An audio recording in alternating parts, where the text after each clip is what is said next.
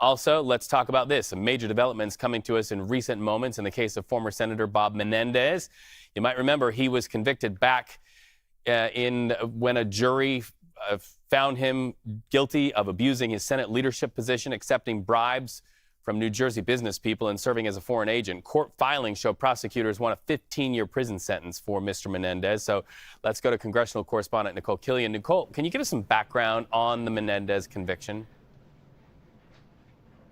Well, again, as you may recall, over the summer, the former New Jersey senator was convicted on federal corruption charges, some 16 charges in total for allegedly accepting bribes. You'll recall that the feds found these gold bars at his home, that the prosecutors alleged that, of course, there were other gifts that were given to the senator, including luxury vehicles, among other things, in addition to cash. And so consequently, as I said, he was convicted on all counts, along with 3 of his business partners. But that being said, of course, now he is expected to be sentenced later this month. And so in the run-up to that, we have seen federal prosecutors now call for a minimum of 15 years for what they believe are very grave crimes that were committed. However, Menendez and his attorneys have previously argued for a more lenient sentence, saying that anything over 12 years would be tantamount to a death sentence for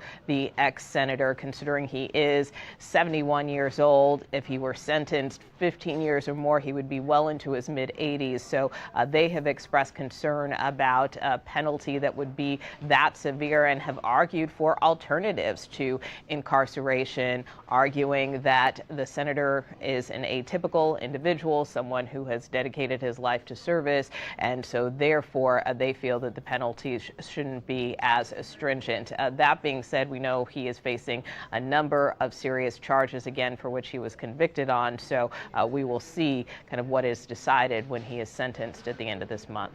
All right, so let's talk about the business of the Senate. Shifting gears now, let's talk about the work in the Senate to confirm President-elect Donald Trump's cabinet. A lot of controversy there. What are you watching for in that process, Nikole?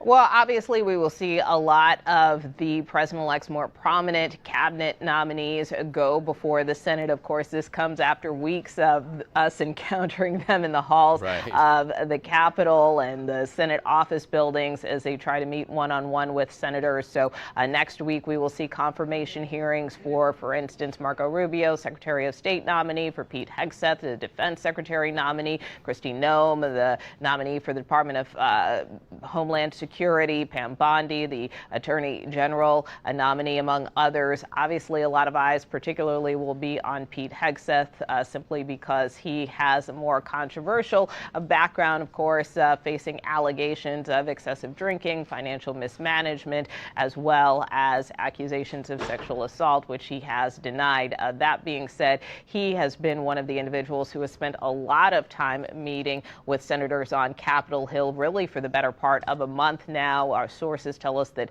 generally speaking, they believe it's possible he can ultimately get the votes, but the proof is in the pudding, and so that's why these confirmation hearings next week really matter. All right, Nikole Killion, we know you will be not only where it's happening, but in the halls getting those answers. Thank you so much for joining us on CBS News 24/7.